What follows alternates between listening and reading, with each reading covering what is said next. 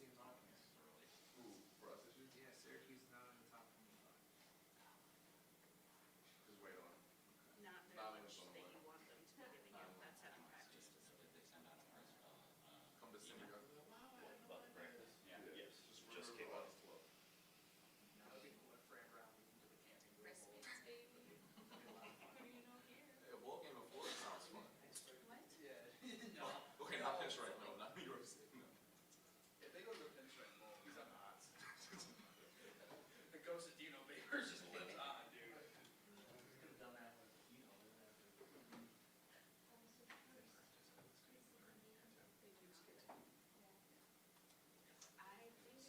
because of Pittsburgh. We'll take camping bowl, a nice little trip to Orlando. yeah. Listen, that fun year, man. Eric Dungy's just lighting up West Virginia. I love Orlando. Yeah, country roads, they go, you know. I got introduced to that song, it's top 5 ever since. I'm in the line with like, because our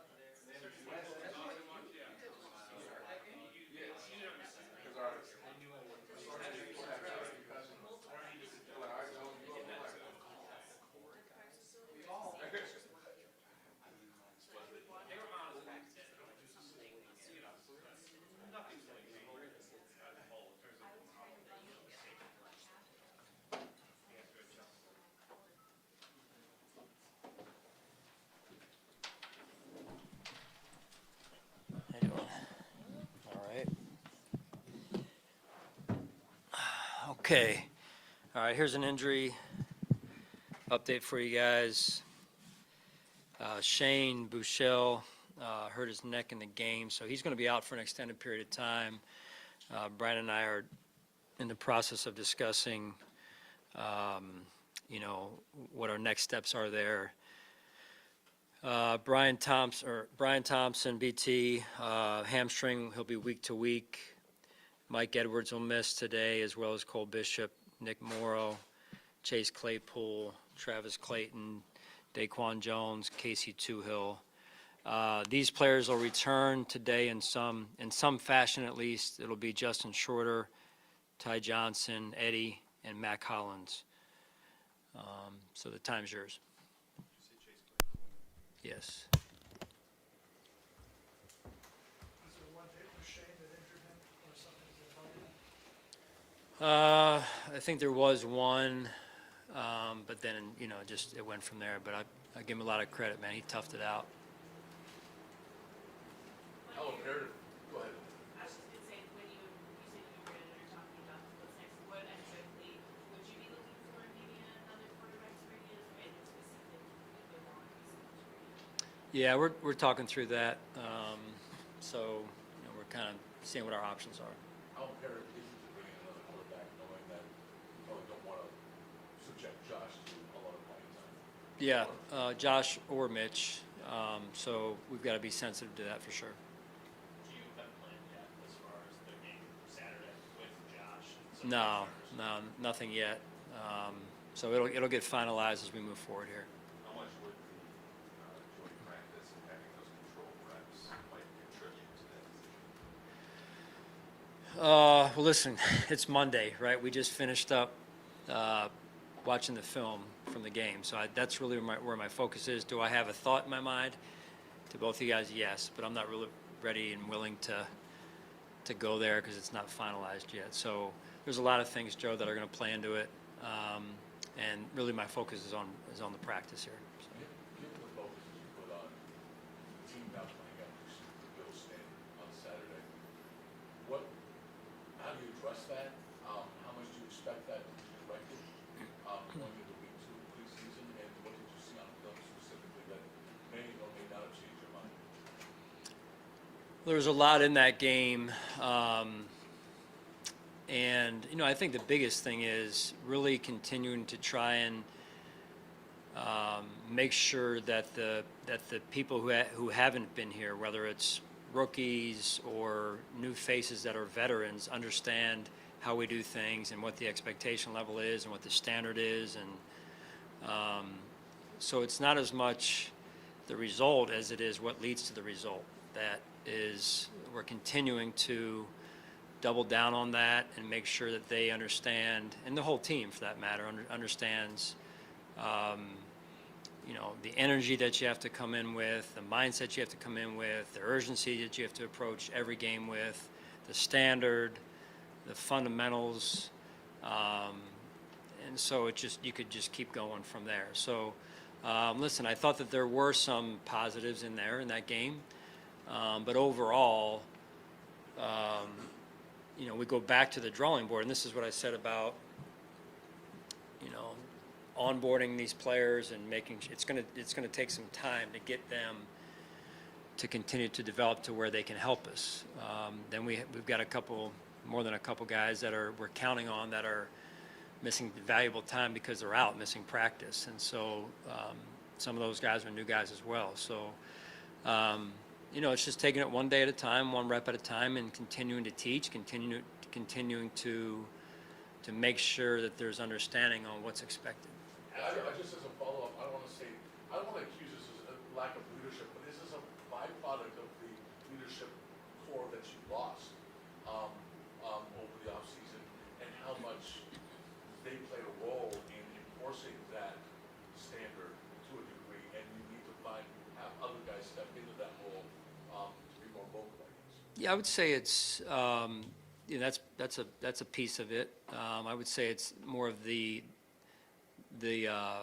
continuity that you lose and the experience that you lose, and being around the culture and so on and so forth, and how it needs to look. I mean, there's a lot of young guys playing in that game the other day that was their first NFL action. So that's to be expected a little bit, and so you have to balance a little bit of perspective and yet make sure that there is, again, clear understanding of what's expected in every part of what we do. You referenced some of the things that you liked after going back and watching it again. Was there anything in particular that maybe was a pleasant surprise or that you didn't take away from the first, living through the actual game itself?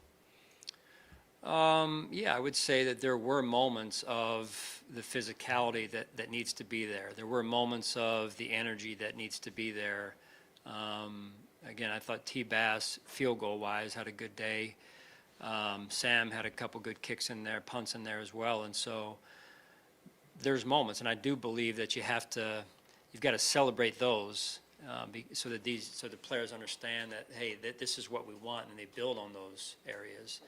But then also make sure we correct the things that weren't, so that they understand moving forward what the expectation is, and we don't beat around the bush with what it needs to look like. Sean, you've seen Dwayne Carter in the past now for a week or so. How well is he grasping what you want him to do on the defensive line? Yeah, he's a rookie. I mean, I thought he did some good things. He's playing lower, and he's learning how to strain, and that doesn't mean every down yet, and from snap to the end of the whistle, and that's part of what we're working on. But I thought there was some good moments from him in the game, in his first game, albeit, and now it's how he builds on that. Same kind of question about another rookie, but Javon Solomon, what have you liked in maybe his progression from the start of camp to now? Yeah, he's a physical guy. He's a physical player. I think the biggest thing with Solly is that he, adjusting one's game at the defensive end position to the NFL takes some time. When you're coming from a program, it's a good program, and they've had success. The level of talent he's facing at this level is different, and so learning the game and learning how to adjust one's game and the techniques that come with it takes some time. So, but I love his aggressiveness. I love his physicality. He's one of the first ones in the building every day. So there's some things we can work with there. Sean, what you have to guard against anything with the guys now back here? Camp, obviously they're isolated, they're all together. Aside from the obvious of the location, maybe mindset-wise, do you have to guard against anything to keep them focused that we're still in the dog days of preseason? Yeah, that's real, John. I mean, every year you do this, move back. Hey, camp's over. No, it's not. So